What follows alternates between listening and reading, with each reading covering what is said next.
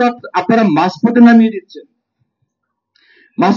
দিচ্ছেন, আমাদের তো এখানে যেতে হবে, এখানে প্রায় 2.5 কিলোমিটার, এবং এগুলো খুব দামি জামা দেখতে পাচ্ছেন।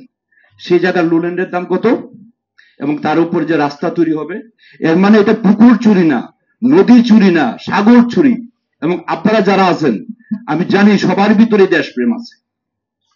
হ্যাঁ, এত বড় দুর্নীতি আমরা হইতে দিতে পারি না। আরেকটু আপনাদেরকে দেখাই, নদীর এপারে একটা রাস্তা আছে, নদীর পার ঘেঁষে যারা ব্রহ্মপুত্রে গিয়েছেন, এই রাস্তা বন্ধ, কারণ এই 32 ফিট হাইওয়ে রাস্তাতে উঠতে পারবে না যদি র্যাম না থাকে। দেখেন একটা রাস্তা বন্ধ, এই একটা রাস্তা বন্ধ, এই একটা রাস্তা বন্ধ, এটা খুব গুরুত্বপূর্ণ রাস্তা আমাদের, হ্যাঁ, জনচলাচলের।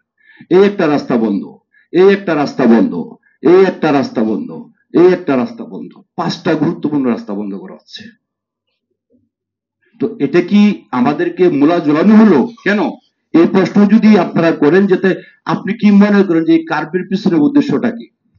এই যে জায়গাটা দেখতে পাচ্ছেন, এটা একটা বড় প্রকল্পের জায়গা, এবং এটা গত 5-7 বছর ধরে তারা এটা কিনেছে। এই জায়গাটাকে অনেক দামে বা একুয়ার করার জন্য তারা এই যে একটা র্যাম তৈরি করছে। র্যাম এই দিক থেকে, এখানে তো জনগণ নাই, রাস্তা নাই, কারা উঠবে এখানে?